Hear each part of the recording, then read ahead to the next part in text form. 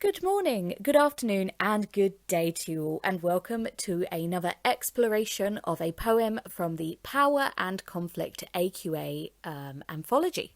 Today we are going to be looking at my top 3 quotes from Ozymandias, or some people say Ozymandias, just Oman, or Ramses II if you're feeling particularly Egyptian today. It is, of course, by the lovely Percy Bysshe Shelley, or Bysshe Shelley. I've drawn a shell for Shelley because that's very funny. Although it's obviously not. I'm trying here, guys. I'm really trying. And as always, we are going to be exploring the quotes with the 3 layers of analysis. Layers, guys. It's all about the layers. Step 1, you name the method or the word type and you give the literal and obvious meaning of that. And then you go into the deeper meaning. What else does it make us think? And I'll be doing this in blush pink. Then step 3 in green, the context links / the writer's message. Why did they bother writing this poem? What did they have to say? And then in red, sometimes we will have a bonus in how is the poem still relevant today? Are there any modern day contextual links? And how do we as modern day readers react? The first quote that we're going to look at is, "The hand that mocked them, the heart that fed." There's only really one method going on here that's interesting enough to talk about, and it is, of course, the juxtaposition between the hand, which mocks, and the heart that feeds. So the hand that mocked obviously being, very unkind, and shows that Ozymandias as a king, he ridicules his people and looks down on them. But then on the other hand, he has a heart that feeds them, which shows a more caring side, and more importantly, him taking responsibility in his rulership. It's not just about sitting on a throne, it's also about doing the things that look after your people. But what this actually tells us is that as a ruler, Ozymandias is manipulative in the way that he rules his people, in the way that some people who, abduct people and imprison them are. He makes his people need him through feeding them and supplying them with foods. But at his heart, he is a tyrant and is very cruel. And he feels that he can act in this way, and he is allowed to do this because he does technically look after them. How does that link to Percy Bysshe Shelley, writing in the time that he is, like hundreds of years later? Well, it links actually to the French Revolution that was happening in France. Quelle surprise.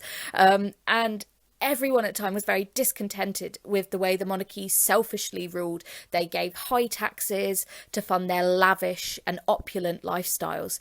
And Shelley was a critic of the British monarchy because he felt that they were doing the exact same thing.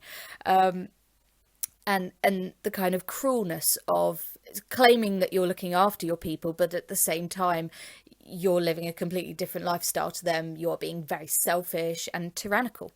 And Shelley was an open critic of this, and I believe kicked out by his family for voicing some views on this whilst he was at university.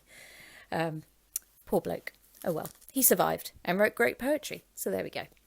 Our second quote is, now as you can see, I've done 2 quotation marks with this because it's like a quote within a quote. We're going to look at that later. But it is "King of Kings, : look on my works, you mighty, and despair." First thing we're going to look at is, you could say that it's repetition, but in terms of the way it works, it's more like stacking of that regal noun, King of Kings. It's like it's layering it on top. And what this shows is Ozymandias' extreme arrogance, and a fancy word for you here, guys. It's his hubris. Hubris. Hubris. What does this mean? It's basically the flaw of pride, which is kind of like arrogance. But with a hubris, it's this idea that your pride is so full that people look at you and you're like, they're due a fool, like they're bound to get their comeuppance for this. They're bound to learn their lesson eventually. So that kind of works with Ozymandias. The next thing we're going to look at, kind of couples with the stacking of the regal nouns, is the imperative, look on my works. He's commanding us from beyond the grave with this statue. And what this shows us is almost his intense desperation to be remembered and to be a permanent ruler. So yeah. And then the next thing we're going to look at is the exclamation mark, which is an exclamatory. More obviously, he's shouting, but there's actually two things we can interpret from this. Firstly, just like with the imperative, it's his desperation to be heard, which kind of actually perhaps comes off a little bit pathetic. But another interpretation is that he tried to control and rule his people through fear.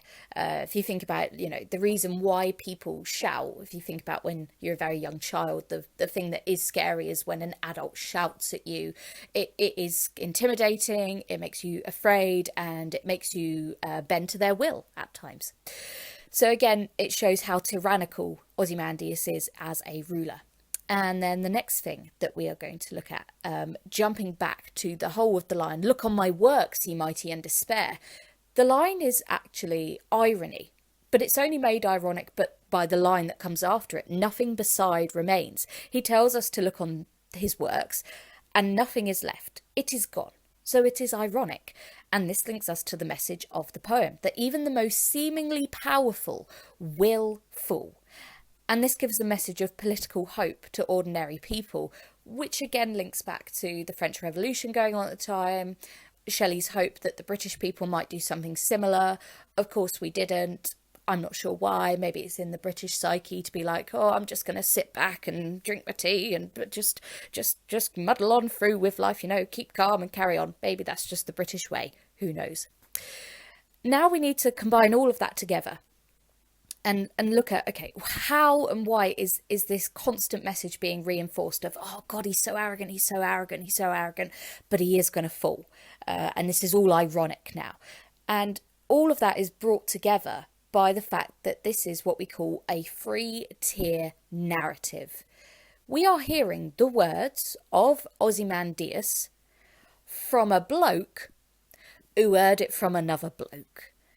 And what this does is it makes his words even more distant and even more ironic, as they are so far away from us as the reader. And what this further suggests, and the message of the poem, is the fading of man's power. It is not permanent. It continues to distance itself away. So almost, why do we bother giving all of this power to these men who claim they are gods, as Ramses II did? But they are just men, and their power is not built to last. And of course, you can see what other poems that links to, tissue, things like that. Our last quote: "The lone and level sands stretch far away." I love this. How good is that line? It's just so perfect for the end of a poem. And this is what I'm talking about. The poets know their craft. This is the perfect line for the end. "Stretch far away." Oh, I just love it. And the first thing I'm going to look at is actually the word sounds. As you can see, I've underlined the vowels. Lone and level sands. This is assonance. It's all those vowels. And it slows the pace of the poem right down, right in that last line. And it reinforces the sense of emptiness of this desert, and the fading of Ozymandias' power is kind of just eking out over time. So it's just slowly fading, but continuously so. And then you can also look at this with the word "and." I know, very English teacher, what can you make of the word "and"? But we're going to make something of it, guys. I'm clearly not a maths teacher. I've written down it's been repeated 15 times in the poem. It's 8. I meant 8. I don't know why I wrote 15. We'll just ignore that.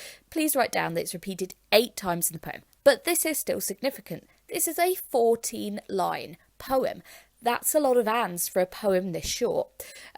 Why does Percy do this? Well, there's a sense of the desert almost continuing, as the word "and" suggests. It's this continuation, to be an eternal nothingness, sweeping away man's power. And. It's going to continue to decay. It's going to go on forever and ever and ever. And we can also link this to the sands, which in this sense is a metaphor, mostly of time. You think about it like sands of time. I'm sure in primary school you had those lovely egg timers, when you went on the computers. Maybe this is just a 90s child thing, but you went on the computers with a partner, and you're like, oh, it's my turn. The egg timer's run out. And those egg timers, they were the law of the land. Good times. You kids will never know the hardships that we went through. Be grateful. Anyway, so it is a metaphor for time. And essentially the only thing that is permanent is time. And also, by consequence, nature. I think sands are also a metaphor and a kind of a symbol of nature. And this links us to the message of the poem overall, that nature has more power and permanence than man. And we are foolish and arrogant to think otherwise. We are just as bad as Ozymandias if we think that we have any more power than nature. And of course, this links to Shelley being part of the romantic with a capital R movement, this belief that we must respect and treat nature as properly as possible. And that this is kind of what is most important in life and not man.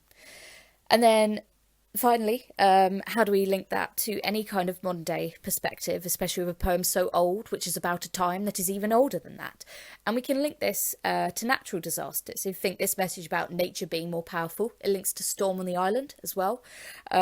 Natural disasters that we see today, tsunamis, hurricanes, etc. We as a human race are constantly being reminded that nature and time are more powerful than us, and yet many of us still ignore it. We build these huge buildings as a sign of, oh, look at me and my importance, I own this land. But do you really own that land, or is it something else? And we're going to leave it there. Thank you very much for listening, watching. Hope you took something away from that. Have a lovely day.